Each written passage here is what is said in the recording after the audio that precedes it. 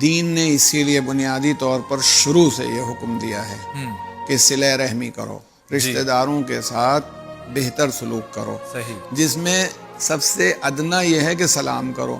کہ بھائی مثلا یہاں کے بمبئی کی زبان میں کہوں کہ آپ ڈونگری میں ہیں اور وہ ممبرا میں ہے، تو آپ کو سلام کرنا ہے تو آپ کو بھی وقت نکالنا ہوگا، جی ہاں جانا ہوگا، ہاں یا ان کو بھی وقت نکالنا ہوگا کبھی اور آپ کے پاس آنا ہوگا. بالکل آنا. اچھا، جب ایک دوسرے کے یہاں آنا جانا ہوتا ہے تو محبت بڑھتی ہے، ہاں بالکل، بانڈ مضبوط ہوتا ہے، ایک دوسرے کے ساتھ لحاظ اور یہ سب چیزیں پیدا ہوتی ہیں، تبھی معلوم بھی ہوتا ہے کہ کیا ہے.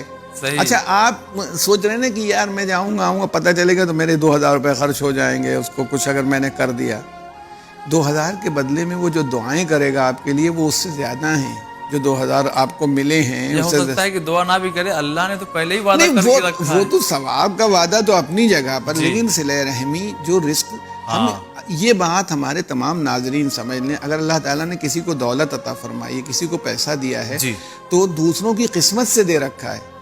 یہ ضروری نہیں کہ ارشاد ہوا ہے، حدیث پیغمبر میں ارشاد آیا کہ جو حدیث قدسی کہلاتی ہے کہ اللہ نے فرمایا کہ جو امیر لوگ ہیں، دولت مند لوگ ہیں، وہ ہمارے امین ہیں، ٹرسٹیز ہیں، ہمارے امین ہیں. ہم نے مال ان کو دے رکھا. ٹرسٹی کا کام یہ نہیں کہ خود کھائے، جو مقصد ٹرسٹ کا ہوتا ہے اس پر خرچ کرے.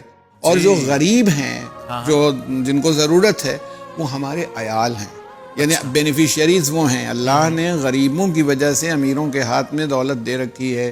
تو اب یہ غریب کون ہے؟ تمہارا بھائی غریب ہے، تمہاری بہن غریب ہے، تمہارے رشتہ دار غریب ہیں، تمہاری خالہ غریب ہیں، تمہاری چچی غریب ہیں. ان کا پیسہ ہے جو تمہارے پاس پڑا ہوا ہے، تم ان پر خرچ کرو صلہ رحمی میں. یہ حکم ہے.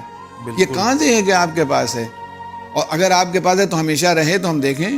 صحیح. بہت سے لوگوں کے پاس یہ دولت ہوتی ہے کہ ان کا ایک بھائی انویلڈ تھا، ان کے ساتھ رہا کرتا تھا، خوب کمایا، اس کا انتقال ہو گیا، پھر ان کا ہاتھ خود تنگ ہونے لگا. تو اس کا مطلب ہے کہ وہ انویلڈ بھائی کی وجہ سے کما رہے تھے. یہ والدین تھے، گزر گئے، اب نہیں ہے، معلوم سناٹا ہو گیا، اب پیسے ویسے نہیں ہیں، حالات ویسے نہیں ہیں.